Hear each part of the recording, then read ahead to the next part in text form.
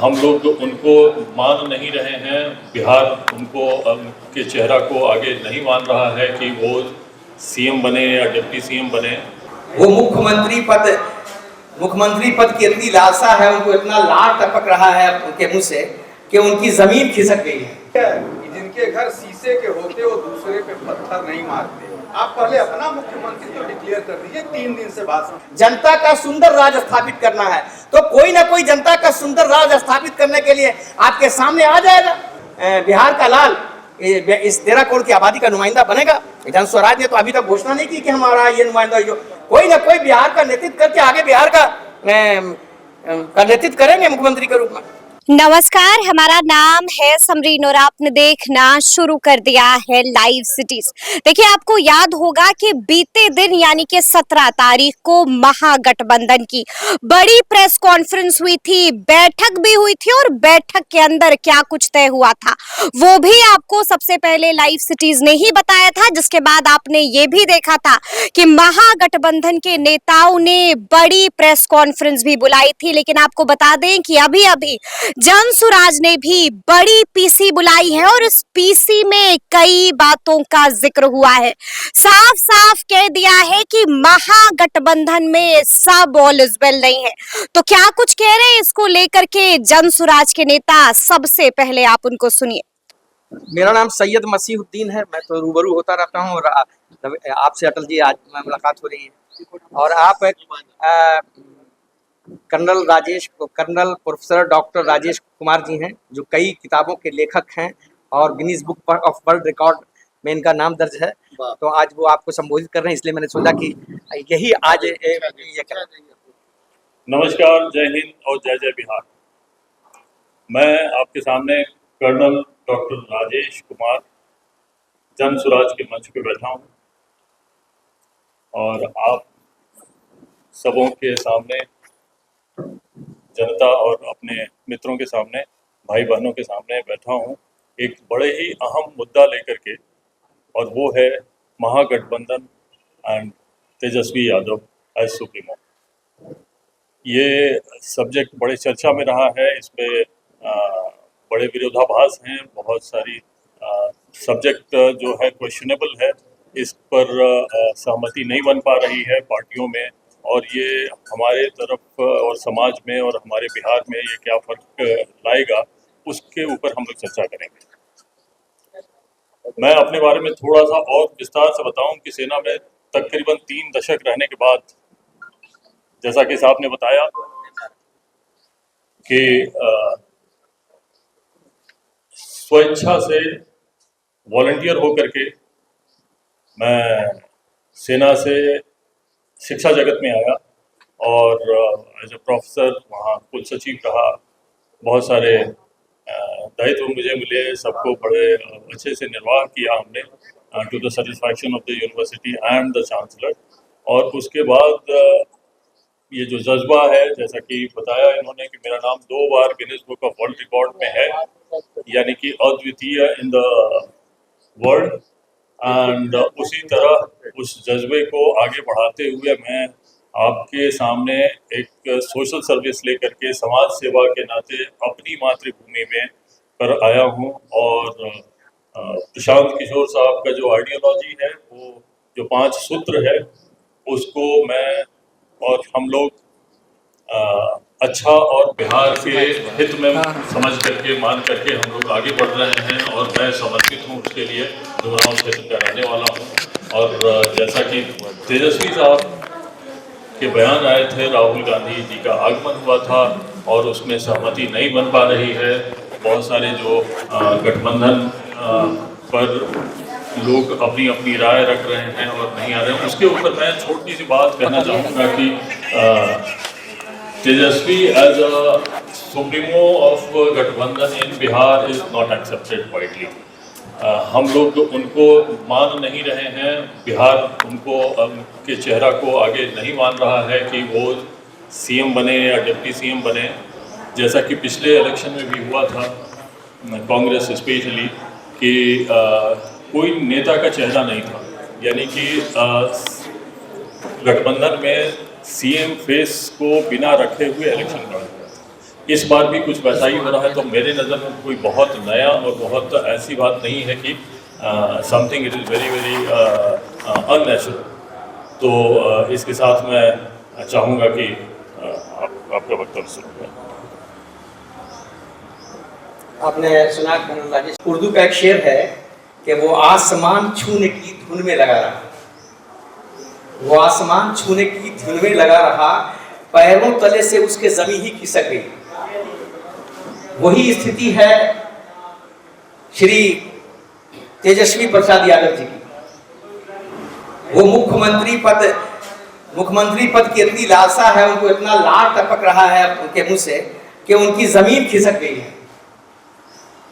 वो one man show जो उनकी स्थिति है, उससे सीपीआई, सीपीएम, माले, कांग्रेस सब में छटपटाहट है। और आपने देखा कि वो जो जमीन खिसकी है उनकी, तो पिछला जो उपचुनाव नवंबर 24 में हुआ, उसमें उनकी 3 सीटें, वो बक्सर की रामगढ़ वाली जो सीट हो, या बेला की सीट हो, या माले वाली जो सीट थी अपने, तो इन सब सीटों को इनको गंवाना पड़ा। तो भयावह स्थिति है, इनके पास कोई लीडरशिप नहीं, अपना चेहरा चमका रहे हैं। दूसरी तरफ आप देख रहे हैं कि एनडीए में भी क्या हाल है। मांझी जी का खुलेआम बयान आ गया है कि उनको भी इग्नोर किया जा रहा है। नीतीश जी की जो स्वास्थ्य है, और जो स्वर्गीय जॉर्ज फर्नांडिस साहब के साथ जो पाप किया था श्री नीतीश कुमार जी ने, वो अल्जाइमर वाला पाप अब इनके माथे भी चढ़ गया है। तो भयावह स्थिति में बिहार गुजर रहा है। और उसमें चूंकि इन लोगों ने हमेशा उन्माद की राजनीति की है, विभाजन की राजनीति की, चाहे महागठबंधन के लोग हो या एनडीए के लोग हो, तो जनता इन सब चीजों से ऊब चुकी है। देख रही है कि नीतीश कुमार का हश्र क्या है, क्या कर रहे हैं माननीय मुख्यमंत्री जी, जो बिहार के 13 करोड़ लोगों का प्रतिनिधि है, उसकी स्थिति क्या है वो देख रहे हैं। हमारे नेता सरदेव प्रशांत किशोर जी बार बार जनता को बता रहे हैं कि मुख्यमंत्री जी क्या कर रहे हैं। ये 9वां फेल जो व्यक्ति है जो कहता है हम इस 13 करोड़ की आबादी के नुमाइंदा बनेंगे, मुख्यमंत्री बनेंगे, उनको भी जनता स्वीकार करने को तैयार नहीं, और खुद इनके अपने वोटर भी। हम लोगों ने बेला विधानसभा क्षेत्र में देखा कि श्री सुरेंद्र प्रसाद यादव, जो जिनके लिए लालू जी भी घर से निकले, श्री सुरेंद्र यादव जी के बेटा के लिए, वहां के यादव समाज के लोगों ने ज्यादा वोट मनोरमा यादव को दिया। तो खुद इनके अपने वोटर्स भी छटपटाहट में है, बेचैनी में है। एनडीए के लोगों में भी छटपटाहट है, बेचैनी है। इसमें जो परिस्थितियां बिहार की हैं, बनी हुई हैं, उस परिस्थितियों में जनता के सामने बुनियादी सवाल पर जो वैश्विक स्तर की शिक्षा है, जो पलायन की पीड़ा है, नौजवानों में जो हताशा है, इन सबके सवाल पर जन स्वराज ही एक रोशनी की किरण है। जन स्वराज ही लोगों की आकांक्षाओं का प्रतीक है। एक मशाल बन करके जन स्वराज खड़ा है लोगों को दिशा देने के लिए। तो ये हम कहना चाहते हैं कि जो तेजस्वी और नीतीश कुमार को अब जनता रिजेक्ट करने वाली है, और 2025 में बिहार की जनता में कसमसाहट है, बेचैनी है, लोग उबे हुए हैं। इस ऊब को जन स्वराज निश्चित रूप से एक विकल्प के रूप में प्रस्तुत कर रही है, और जन स्वराज जनता की आकांक्षाओं पर खरा उतरती है। जिनके घर शीशे के होते वो दूसरे पे पत्थर नहीं मारते। आप पहले अपना मुख्यमंत्री तो डिक्लेयर कर दीजिए, 3 दिन से बाद। अरे भाई हमारी सुनिए, मेरी बात तो सुन लीजिए आप, कि मेरी पार्टी का गठन 2 अक्टूबर 2024 को हुआ है। अब 5 महीने की पार्टी है, हमारा अभी संगठनात्मक काम चल रहा है। पूरे बिहार में हमारे 1 करोड़ 7 लाख संस्थापक सदस्य हैं, और जो सदस्यता अभियान अभी लगातार प्रत्येक दिन हमारी उद्घोष यात्राएं जिलों में चल रही हैं, प्रत्येक विधानसभा क्षेत्र में चल रही हैं, और पूरे बिहार में 1000 इस तरह की बैठकें कम से कम प्रत्येक दिन हो रही हैं। तो इसी में से कोई ना कोई जनता का, हम जन स्वराज का क्या अर्थ है, जनता का सुंदर राज स्थापित करना है। तो कोई ना कोई जनता का सुंदर राज स्थापित करने के लिए आपके सामने आ जाएगा। कर्नल राजेश जैसे लोग, कोई आपने देखा कि lieutenant general Shrikant SK Singh sahab जो vice chief of army staff है, इस तरह के लोग प्रभावित हो रहे हैं जन स्वराज से। तो कोई ना कोई बिहार का लाल इस 13 करोड़ की आबादी का नुमाइंदा बनेगा। जन स्वराज ने तो अभी तक घोषणा नहीं की कि हमारा ये नुमाइंदा, जो ये लोग कहते हैं कि हम राबड़ी देवी के बेटा हैं, हम लालू यादव के बेटा। विरासत के अलावा है क्या इनके पास, नौवाफेल के पास? वही हाल इधर है। मुख्य भारतीय जनता पार्टी का तो दुर्भाग्य यह है कि उसके पास एक अदद मुख्यमंत्री पद का चेहरा नहीं है।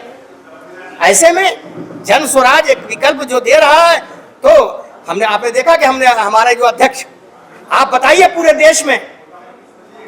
देश की कोई ऐसी पार्टी है जो जन स्वराज के अध्यक्ष के स्तर पर, जो व्यक्ति 8 देशों का राजदूत रहा हो, जो भारत सरकार में अपर सचिव स्तर का अधिकारी रहो, जो IFS अधिकारी रहा हो, वो हमारा अध्यक्ष है। ऐसे बिहार में बिखरे हुए लोग हैं जो देश दुनिया की सेवा कर रहे हैं। तो मनोज भारती जैसे लोग, कर्नल राजेश जैसे लोग, कोई ना कोई बिहार का नेतृत्व करके आगे बिहार का नेतृत्व करेंगे मुख्यमंत्री के रूप में। लगातार आप लोग बड़े बड़े दावे कर रहे हैं, बड़ी बड़ी बातें कर रहे हैं, लेकिन अपना कुनबा आप लोग संभाल नहीं पा रहे हैं। चर्चा है आपके एक बड़े नेता की भाजपा में चले जाने की, भाजपा के एक बड़े नेता के साथ उनका वीडियो भी वायरल हो रहा है, क्या कहिए? अरे भाई, हमने देखा वीडियो, और जब ऐसा कुछ होगा तो हम कमेंट देने के लिए बैठे हैं। आप आइएगा, कमेंट देंगे। आप लोगों को नहीं लग रहा है? नहीं, हम तेजस्वी और नीतीश कुमार पर आप लोग लगातार प्रहार कर रहे हैं, लेकिन अपना कुनबा आप लोग संभाल नहीं पा रहे हैं। भाई, जन स्वराज एक चलती ट्रेन है। बिहार के विकास की जो ट्रेन चल रही है, इसमें रोजाना लोग चल रहे हैं। एक आध दो लोग उतर भी जाते हैं किसी न किसी स्टेशन पर। हम उस पर कोई कमेंट कहाँ कर रहे हैं? जब आ जाएगा ऐसा माहौल आएगा, ऐसी कोई बात आएगी, तो हम जवाब देने के लिए तैयार बैठे हैं। आप बोल रहे हैं सर कि आरजेडी में तेजस्वी यादव को स्वीकार नहीं करेगा इंडिया एज ए CM का फेस। जी, तेजस्वी यादव के पास 80 सीट है सर, ये आप क्यों भूल जाते हैं? बड़ी पार्टी है बिहार की। जी, जब बीजेपी भय खाती है, आप बोल रहे हैं कुछ है नहीं। अरे भाई, इनका संगठन कहाँ है? संगठन तो इनका माले का संगठन इनका काम कर रहा है। लिए कर्नल राजेश जी आपसे बात करेंगे, फिर बताएंगे। हाँ सर, बोला जाए। जन स्वराज जन का प्रतिनिधित्व करता है और ये जनता की पार्टी है। जैसा आप लोगों ने कहा कि कौन होगा, तो आप में से कोई होगा, हम में से कोई होगा, बिहार से कोई होगा, लेकिन किसी परिवार से नहीं होगा, किसी व्यक्ति विशेष और किसी जाति विशेष, किसी धर्म विशेष का नहीं होगा। ये जनता का नाम ही जन स्वराज है। और अंदाज़ा वहाँ लगाया जा सकता है जैसे आप लोग लगा रहे हैं तेजस्वी का, राहुल का नाम लेना ठीक नहीं है। सब लोग अपनी अपनी दावेदारी ठोक रहे हैं। यहाँ पार्टी दावेदारी ठोक रही है और पार्टी में से ही होगा। कौन होगा जिसको बिहार चाहेगी, कौन होगा जो बिहार को आगे ले जाएगा, कौन होगा जो बिहार का विकास करेगा, वो कौन हो सकता है? आप डिसाइड करेंगे। लोकतंत्र में तो आप ही डिसाइड करते हैं, लेकिन ध्यान रहे, लोकतंत्र कहाँ है? जन स्वराज के पास। बाकी जगह क्या है? बाकी जगह वही है जो आप कह रहे हैं कि तेजस्वी बनेंगे या नहीं बनेंगे, राहुल बनेंगे या नहीं बनेंगे केंद्र में। तो यहाँ नाम और व्यक्ति विशेष, धर्म विशेष नहीं है, यहाँ जनता विशेष है, यहाँ राज्य विशेष है और पार्टी विशेष है। कर्नल साहब, पलायन पे बड़ी बात आप लोग करते हैं। बगल में आपके बंगाल से पलायन हो रहा है, जो वहाँ घटनाएं घट रही हैं, इस मुद्दे पे आप लोग कुछ भी नहीं बोल रहे। पलायन हो गया था दो दिन पहले से जो घटनाएं वहाँ घट रही हैं, मैं उस पर पूछ रहा हूँ। हमारे एक वरिष्ठ पत्रकार ने ये सवाल पूछा। पलायन आप लोगों ने कर दिया है। पलायन पिछले 10 साल, 20 साल, 30 साल, 45 साल में पलायन हुआ है। ये बात आप जानते हैं, आप मानते हैं और सवाल भी वही है। अब हम पलायन को वापस ले आ रहे हैं। लोग यहाँ आ रहे हैं सिर्फ एक ही नाम और एक ही पार्टी का जान करके, वो है जन स्वराज को लेकर के, प्रशांत किशोर की आइडियोलॉजी को लेकर के। ये सवाल है, इस सवाल का जवाब दें। मुद्दे को भटकाए नहीं। मुर्शिदाबाद सांप्रदायिक दंगों पर आपके क्या विचार, क्या स्टैंड है, आप बताइए। प्रशांत किशोर क्यों नहीं आगे आके कहते हैं कि नहीं रखना चाहिए राष्ट्रपति शासन वहाँ? देखिए, घटना कहीं भी हो, सर डर ये नहीं नहीं। माइनॉरिटी वर्ग से फिर प्रशांत किशोर से दूर भाग जाएंगे अगर इस मुद्दे पे? नहीं, ऐसा कुछ नहीं। देखिए, जो इंसाफ की बात है और जो कानून की बात है, कानून को अपना काम करना चाहिए। और निश्चित रूप से भारत के गृह मंत्री श्री अमित शाह जी और वहाँ के मुख्यमंत्री श्रीमती ममता बनर्जी जी, दोनों को गंभीरता से इस समस्या का निराकरण करना चाहिए, चाहे पलायन हो या कोई घटना घट रही हो। इन सब चीज़ों पर गंभीरता से नजर रखनी चाहिए। तो सुना आपने कि जनसुराज के नेताओं ने कौन सा बड़ा राज खोल दिया है, साफ साफ कह दिया है कि महागठबंधन में सब ठीक ठाक नहीं है, महागठबंधन में सब एलिजिबल नहीं है। तो अब देखना होगा कि आगे आगे क्या कुछ होता है। तो फिर ये पूरी खबर, पूरी जानकारी आपको कैसी लगी है, कमेंट करके हमें जरूर बताइएगा। तो ऐसे तमाम अपडेट्स के लिए बिल्कुल ऐसे ही हमारे साथ बने रहिएगा और देखते रहिएगा लाइव सिटीज। बहुत शुक्रिया।